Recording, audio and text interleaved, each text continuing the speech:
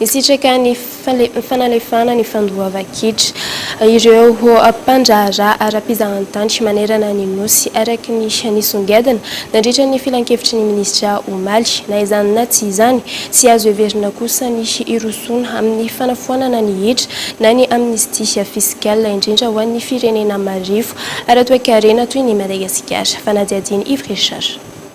Voakasiky ny fanimorana ny fandoava-kitra tonina ampianina Tonozobe ny mpandraharaha ara-pizahantany manerana nosy araka ny tapaka nandritra ny filan-kevitry ny ministra Omaly fa 20 ny volana Mey. Tafiditra anatin'izay avokoa ny karazan-ketra isan'ny tokony hoy ny foibe mpitantanana Kabeny Hetra. Notsindriny manokana ny mahakasika ny fandoavana ny Hetra tambatra sy ny avy amin'ny vola miditra nanomboka ny taona 2012.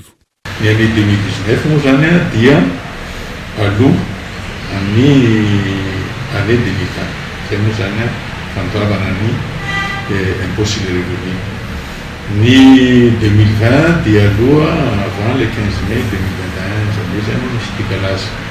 Marina fa ny Hetra tambatra dia impôt sur le revenu ny vola maty no mampiavaka azy zany raha ho an'ireo mandeha impôt synthétique zany dia fandoavana azy amin'ny Hetra tambatra moa zany lazaina hoe impôt synthétique dia amin'ny 31 mars 2022 zany zay vao madory orinasa voakasika ny fizahan-tany ireo.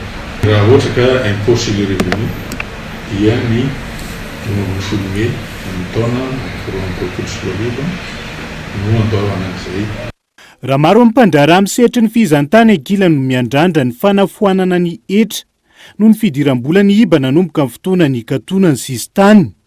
Tsy azo hevena ny rosoana amin'izay fanafoanana ny fandoava-kitra izay. Hoy teo anivon'ny foibe mpitantanana Kabeny Hetra. Hatreto aloha dia tsy misy zay amnistia fiskale zay amin'ny firenena rehetrarehetra ary indrindrandrindra ho an'ny firenena aty an'Afrika izay firenena azo lazaina hoe marefo ara-toekarena fa tsy ara-pahasalamana ihany koa anatin'izao varim-potoana izao dia tsy miditra amin'izay fanafoanana ny Hetra zay fa ny fanemorana ny tena mampiharina zany ary miezaka atsika mba hatrasan'izay tanjona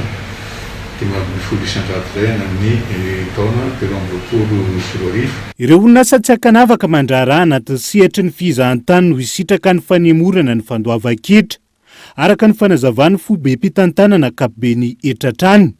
Tafiditra anatin'izay ny agence de voyage Sokajy A, ny tour opératoire Sokajy B, ny prestataire spécialisé Sokajy C, ny toeram-pisakafoana sy fandraisam-bahiny ary l'hôpital-dia. Ankoatra ny fanemorana ny fandoava-kitra, afaka mangataka ny fandoavana tsikelikely ny sarany jiro sy rano eo anivon'ny jirama ihany koa ny mpandraharaha ara-pizahantany.